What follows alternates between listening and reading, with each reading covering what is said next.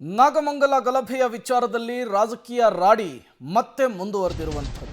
ಮಾಜಿ ಡಿಸಿಎಂ ಅಶ್ವಥ್ ನಾರಾಯಣ್ ಇದೇ ವಿಚಾರಕ್ಕೆ ಸಂಬಂಧಪಟ್ಟಂತೆ ಮಾತನಾಡಿದ್ದಾರೆ. ನಾಗಮಂಗಲದ ಕೋಮು ಕಿಚ್ಚು ಹಿಂದೂಗಳೇ ಟಾರ್ಗೆಟ್ ಆರೋಪ. ಕಾಂಗ್ರೆಸ್ ಸರ್ಕಾರದ ವಿರುದ್ಧ ಬಿಜೆಪಿ ನಿಗಿ ಕೆಂಡವಾಗಿದೆ. ಇದು ಇಲಾಖೆಯ ಲೋಪ, ವ್ಯವಸ್ಥೆಯ ಲೋಪ. ಗಣೇಶ ಕೂರಿಸಿದವರ ಮೇಲೆ ಕೇಸ್ ದಾಖಲು ಮಾಡಬಾರದು. ಗೃಹ ಇಲಾಖೆಯ ಅಧಿಕಾರಿಗಳ ಮೇಲೆ ಕೇಸನ್ನು ದಾಖಲಿಸಬೇಕು ಅಂತ ಹೇಳಿ ಮಾಜಿ ಡಿಸಿಎಂ ಅಶ್ವಥ್ ನಾರಾಯಣ್ ಆಗ್ರಹಿಸಿದ್ದಾರೆ. ಹಿಂದೂಗಳನ್ನು ಟಾರ್ಗೆಟ್ ಮಾಡ್ತಾ ಇದೆ ಅನ್ನುವಂತಹ ಬಿಜೆಪಿ ನಾಯಕರುಗಳ ಆರೋಪ ಮತ್ತೆ ಮುಂದುವರೆದಿದೆ. ಒಂದು ಕೋಮು ಗಲಭೆ ನಾಗಮಂಗಲ ಆಗಿರೋದ್ರಲ್ಲಿ ಪೊಲೀಸ್ ಅಧಿಕಾರಿಗಳನ್ನೇ ಮೊದಲು A1 to A50ವರೆಗೂ ಏನಾಗಬೇಕಾಗಿರೋದು ಗೃಹ ಇಲಾಖೆ ಅಧಿಕಾರಿಗಳು ಅವರ ಒಂದು ನಿರ್ಲಕ್ಷ್ಯದಿಂದ ಆಗಿರುವಂಥದ್ದು. ಅವರ ಒಂದು ಸೂಕ್ತವಾಗಿ ಕಾನೂನಿನ ಕ್ರಮವನ್ನು ವಹಿಸದ ಕಾರಣ ಆಗಿದೆ. ಹಾಗಾಗಿ ವ್ಯವಸ್ಥೆಯ ಲೋಪ, ಇಲಾಖೆಯ ಲೋಪನ್ನು ಈ ಒಂದು ಅಮಾಯಕರ ಮೇಲೆ ಹಾಕುವಂಥದ್ದು ಒಂದು ಪ್ರಚೋದನಕಾರಿಯಾಗಿ ಒಂದು ಕೋಮಿನ ವರ್ಗದ ಜನರು ಮಾಡಿರುವಂಥ ಕಾರಣದಲ್ಲಿ ಒಂದು ಗಣಪತಿ ಹಬ್ಬವನ್ನು ಪ್ರತಿ ವರ್ಷವೂ ಅಲ್ಲಿ ಭಾಳ ಸಡಗರದಿಂದ ನಡ್ಕೊಂಬರುವಂಥದ್ದಿದೆ. ಒಂದು ಸಾರ್ವಜನಿಕವಾಗಿ ವಿನಾಯಕನ ಚತುರ್ಥಿಯನ್ನು ಆಚರಣೆ ಮಾಡೋದು. ನಾಗಮಂಗಲದಲ್ಲಿ ಕೋಮು ಗಲಭೆಯ ವಿಚಾರಕ್ಕೆ ಸಂಬಂಧಪಟ್ಟಂತೆ 50ಕ್ಕೂ ಹೆಚ್ಚು ಜನರ ವಿರುದ್ಧ FIR ದಾಖಲಾಗಿದೆ. ಅಷ್ಟೂ ಜನರನ್ನು ಕೂಡ ನ್ಯಾಯಾಂಗ ಬಂಧನಕ್ಕೆ ವಿಧಿಸಲಾಗಿದೆ. ಇದರ ನಡುವೆ ಪ್ರಕರಣದ 14ನೇ ಆರೋಪಿ ದಿವಾಕರ್ ಮಾವ ಸಾವನ್ನಪ್ಪಿದ್ದಾರೆ. ಮಾವನ ಅಂತ್ಯ ಸಂಸ್ಕಾರಕ್ಕೆ ತೆರಳಲು ಕೋರ್ಟ್ ಅನುಮತಿಯನ್ನ ಸೂಚಿಸಿದೆ. ಬುಧವಾರ ಮಧ್ಯರಾತ್ರಿ ದಿವಾಕರ್ನನ್ನ ಬಂಧಿಸಿರ್ತಾರೆ ಪೊಲೀಸರು. ನಿನ್ನೆ ಸಂಜೆ 14 ದಿನ ನ್ಯಾಯಾಂಗ ಬಂಧನಕ್ಕೆ ಕೋರ್ಟ್ ಆದೇಶವನ್ನು ಕೊಟ್ಟಿತ್ತು. ಇವತ್ತು 14ನೇ ಆರೋಪಿ ದಿವಾಕರ್ ಮಾವ ಮೃತಪಟ್ಟಿದ್ದಾರೆ ಎನ್ನುವಂತಹ ಮಾಹಿತಿ ದಿವಾಕರ್ ಅವರನ್ನು ತಲುಪಿದೆ. ಅಂತ್ಯಕ್ರಿಯೆಯಲ್ಲಿ ಭಾಗಿಯಾಗಲಿಕ್ಕೆ ಮನವಿಯನ್ನು ಮಾಡಿಕೊಳ್ತಾರೆ ವಕೀಲರ ಮೂಲಕ. ಮನವಿಯನ್ನು ಪುರಸ್ಕರಿಸಿ ಅನುಮತಿಯನ್ನು ಕೊಟ್ಟಿದೆ ನಾಗಮಂಗಲದ ಕೋರ್ಟ್. ನಾಗಮಂಗಲದ ಗಣೇಶ ವಿಸರ್ಜನೆಯ ಸಂದರ್ಭದಲ್ಲಿ ಕೋಮುದಳ್ಳೂರಿ ಆಗುತ್ತೆ, ದೊಡ್ಡ ಗಲಭೆ ಆಗುತ್ತೆ, ಕಲ್ಲು ತೂರಾಟ ಆಗುತ್ತೆ. ಇದೇ ವಿಚಾರಕ್ಕೆ ಸಂಬಂಧಪಟ್ಟಂತೆ 50ಕ್ಕೂ ಹೆಚ್ಚು ಜನರ ವಿರುದ್ಧ FIR ದಾಖಲಾಗುತ್ತೆ. ಅದರಲ್ಲಿ ಈ ದಿವಾಕರ್ ಕೂಡ ಇರ್ತಾರೆ. ಇವರು ಈ ಪ್ರಕರಣದಲ್ಲಿ 14ನೇ ಆರೋಪಿಯಾಗಿದ್ದಾರೆ. ಈಗ ಅವರ ಮಾವ ಸಾವನ್ನಪ್ಪಿರೋದ್ರಿಂದ ನನಗೆ ಅಂತಿಮ ಸಂಸ್ಕಾರದಲ್ಲಿ ಭಾಗಿಯಾಗಲಿಕ್ಕೆ ಅವಕಾಶ ಕೊಡಬೇಕು ಅಂಥೇಳಿ ವಕೀಲರ ಮೂಲಕ ಮನವಿಯನ್ನು ಮಾಡಿಕೊಂಡಿದ್ರು. ಅದಕ್ಕೆ ಈಗ ಕೋರ್ಟ್ ಸಮ್ಮತಿಯನ್ನು ಸೂಚಿಸಿರುವಂಥದ್ದು. ಇನ್ನು ಇದೇ ಪ್ರಕರಣದಲ್ಲಿ ಗಣೇಶನನ್ನ ಕೂರಿಸಿದವರೇ A1 ಆರೋಪಿಯಾಗಿದ್ದಾರೆ. ಅವರ ಕುಟುಂಬಸ್ಥರು ಈ ವಿಚಾರಕ್ಕೆ ಆಕ್ರೋಶವನ್ನು ಹೊರಹಾಕ್ತಾ ಇದ್ದಾರೆ. ಗಣೇಶನನ್ನ ಕೂರಿಸಿದಂತಹ ಕಿರಣ್ A1 ಆರೋಪಿಯಾಗಿದ್ದಾರೆ. ಪೊಲೀಸರು ಬೇಕಾಬಿಟ್ಟಿಯಾಗಿ FIR ಅನ್ನು ಹಾಕಿದ್ರ. ಹಾಗಾದ್ರೆ ಮಗನನ್ನ A1 ಆರೋಪಿ ಮಾಡಿದ್ದಕ್ಕೆ ತಾಯಿ ಗಳಗಳನೆ ಕಣ್ಣೀರಿಟ್ಟಿದ್ದಾರೆ.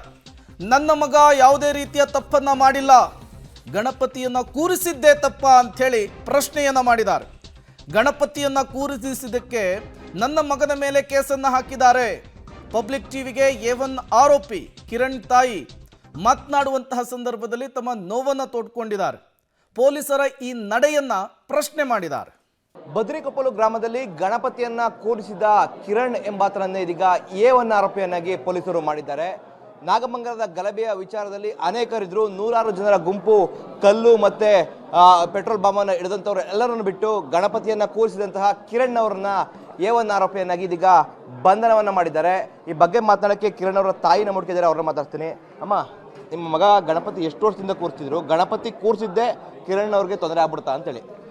ಅಲ್ಲ, ಗಣಪತಿ ಈಗ ಅಲ್ಲಿಗೆ 3 ಜನ ಅವ್ರಿ ಸರ್. ಅವ್ರೊಬ್ಬರೇ ಇಲ್ಲ, ಯಾರ ಹೆಸರು ಅಂತ ನಾವು ಕಾಣೋಣ. 3 ಜನ ಅವ್ರೆ ತಾನೆ ಕಿರಣ್ ಅನ್ನೋರು. ಈಗ ನನ್ನ ಮಗನಲ್ಲಿ A1 ಅಂತ ಮಾಡ್ತಾವ್ರಲ್ಲ, ಹೆಂಗೆ ಇದು ಹೇಳಿ ನೀವೇ? ಅಲ್ಲ, ಈ ರೀತಿ ಮಾಡೋರಲ್ಲ ಹೆಂಗೆ ಅಂತ ನೀವೇ ಕೇಳಿ ಅವ್ರನ್ನ. ಈಗ ಎಷ್ಟೊಂದು ಜನ ಕಿರಣ್ ಅಂತ ಅವ್ರೆ. ಇವನ್ನೇ ಮುಂದಾಗಿ ಮಾಡ್ತಾವ್ರಲ್ಲ, ಇದು ನಮ್ಗೆ ನ್ಯಾಯ ಬೇಕು, ತೋರಿಸ್ಬೇಕಂತ CC ಇದರಲ್ಲಿ. ಸುತ್ತಲೂ ಪೊಲೀಸ್ನವ್ರು ನಿಂತ್ಕೊಬಿಟ್ಟು ಹೊಡೆದ್ಬಿಟ್ಟು ನಿನ್ನೆ ಕೇಸ್ ಫಿಟ್ ಮಾಡ್ತೀನಿ ಅಂತ ಕೇಳ್ತಾರೆ ಪೊಲೀಸ್ನವರು, ಮಳವಳ್ಳಿ ಪೊಲೀಸ್ನವರು. ಕಿರಣ್ಗೆ ಸುತ್ತಲೂ ಹೊಡೆದವ್ರೆ, ಬೀದಿಲೂ ಹೊಡೆದವ್ರೆ. ಮನೆ ತಕ್ಕ ಅವ್ರ ಮನೆ ತೋರ್ಸು ಅಂತ ಅವ್ರ ಮನೆ ತನೂ ಹೊಡೆದವ್ರಂತೆ, ಇವ್ರ ಮನೆ ತನೂ ಹೊಡೆದವ್ರೆ. ಯಾಕೆ ನನ್ನ ಮಗಂಗೆ ಹಂಗೆ ಇದು ಮಾಡವ್ರೆ? ನಮ್ಗೆ ಒಟ್ಟೂರಿ ಅಲ್ವಾ? ನಮ್ಗೆ ಎತ್ತು ತಾಯಿ ಮುಂದೆ ಹೆಂಗೆ ಹೊಡೆದ್ರೆ ನಮ್ಗೆ ಒಟ್ಟೂರಿ ಅಲ್ವಾ? ಹೇಳಿ ನೀವೇ. ಇದಕ್ಕೆ ಕಣ್ಣೀರು ಸಹ ಆಗ್ತಾ ಇದ್ರಿ ಅವ್ರನ್ನ ಕೋರ್ಟಿಂದ ಕರ್ಕೊಂಡು ಹೋಗ್ಬೇಕಾದ್ರೆ. ಕಣ್ಣೀರಾಗ್ತಂದ್ರೆ ಮತ್ತೆ ಮಕ್ಕಳು ನಾವು ಅಷ್ಟೆಲ್ಲ ಗೋಳ್ಕೊಂಡು ತೋರಿಸ್ತಾರೆ, ನಮ್ಗೆ ಎಷ್ಟು ಸಂಕಟ ಆಯ್ತದೆ ಹೊಟ್ಟೆ ಒಳಗೆ. 20 ವರ್ಷದಿಂದ ಗಣೇಶನ ಇದು ಮಾಡ್ತಿದ್ರು, ಹೋಯ್ತಿದ್ರು. ಈಗ CC ಕ್ಯಾಮ್ರಾದಲ್ಲಿ ಎಲ್ಲರೂ ಕಾಣ್ತಿರ್ತಾನೆ. ಈಗ ಕಲ್ಲೆಸ್ತವ್ರನ್ನ, ಬೆಂಕಿ ಇಡ್ತವ್ರನ್ನ ಅವ್ರನ್ನೆಲ್ಲ ಬಿಟ್ಬಿಟ್ರು. 11 ಗಂಟೆಗೆ ಮನೆ ಸೇರವ್ರೆ. ಅವರೆಲ್ಲ ಹೋಗಿದ್ರು ಎಸೆಯಕ್ಕೆ? ಪೊಲೀಸ್ನವರು ಅವರೇ ಅಲ್ಲಿದ್ದು ಬಟ್ಟೆ ಅಂಗಡಿಗೆ ಇದು ಮಾಡವ್ರೆ ಅಂತ ಹೇಳ್ತಾರೆ. ಈಗೆಲ್ಲ ಬರ್ತದಲ್ಲ, ಈಗ ಅವ್ರನ್ನೆಲ್ಲ ಬಿಟ್ಬಿಟ್ಟು ನಮ್ಮ ಮಕ್ಕಳನ್ನ ಯಾಕೆ ಹಿಡ್ಕೊಂಡೋದ್ರು ಅಷ್ಟು ನಾವು ಕೇಳೋದು. ಮನೇಲಿ ಯಾರು ದುಡಿತಿದ್ರ? ಕಿರಣ್ ದುಡಿತಾ ಇದ್ರೆ? ಮಗ ದುಡಿತಾ ಇದ್ರು, ಹಾಸ್ಪಿಟ್ಲು ಇದಕ್ಕೆ ಹೋಯ್ತಾ ಇದ್ರು ಡ್ಯೂಟಿಗೆ. ಡಾಕ್ಟ್ರುಗಳನ್ನ ಕರ್ಕೊಂಡು ಹಳ್ಳಿಗೆ ಹೋಯ್ತಾ ಇದ್ರು. ಈಗ ನಮ್ಗೆ ಯಾರು ಸಾಕ್ತಾರೆ? ನಮ್ಮ ಗಂಡ ಶುಗರ್ ಪೇಷೆಂಟು, ಯಾರು ನೋಡ್ತಾರೆ ನಮ್ಮನ್ನ? ನಾವು ಕೈ ಮುರ್ಕೊಂಡು ಕೂತಿದ್ದೀವಿ, ನಮಗೂ ಕೈ ಏಟಾಗೈತಿ, ಯಾರು ನೋಡ್ತಾರೆ ಸರ್? 13 ಜನ ಬದ್ರಿಕಪ್ಲನ್ನೇ ಕರ್ಕೊಂಡು ಹೋಗೋರಲ್ಲ, ಬದ್ರಿಕಪ್ಲಲ್ಲಿ ಹೆಸರೇ ಇಲ್ಲ ಅಲ್ಲಿ ಇದರಲ್ಲಿ ಲಿಸ್ಟಲ್ಲಿ ಅಂತಾರೆ. ಬರೀ ಟೌನ್ ಇದು ಅಂತ ಬರ್ತದೆ. ಅದೇ ಹೆಂಗೆ ಬದ್ರಿಕಪ್ಲದ್ದು ಒಂದು ಹುಡುಗರಿಗೆ ಅರೆಸ್ಟ್ ಮಾಡಿದ್ರು? ಅದು ಮನೆ ತಕ್ಕ ಬಂದು ಅವ್ರವ್ರ ಹೆಸರೇ ಕೂಗ್ತಾವ್ರೆ. ಅವ್ರಿಗೆ ಹೆಂಗೆ ಗೊತ್ತು? ಮಳವಳ್ಳಿ ಪೊಲೀಸ್ನವ್ರಿಗೆ ಇದೇ ಇವರೇ ಮನೆಯಿಂದ ಮನೆಯೂ ತಡ್ಕಾಡ್ತಾ ಇಲ್ಲ, ಸೀದಾ ಕದ ತಕೊಂಡು ಬರ್ತಾವ್ರೆ. ಗೇಟ್ ತಗೊಂಡು ಕದ ಇಲ್ಲಾಂದ್ರೆ ತೆಗಿದವ್ರೆ, ಅರೆಕೋಲ್ ತಗೊಂಡು ಮೀಡ್ತೀವಿ ಅಂತಾರೆ. ಆಮೇಲೆ ಸತೀಶ್ ಅನ್ನೋರು ಅವರು ಪೂಜೆ ಮಾಡೋದು, ಗಣೇಶನ ಪೂಜೆ ಮಾಡೋದು ತಪ್ಪಾ?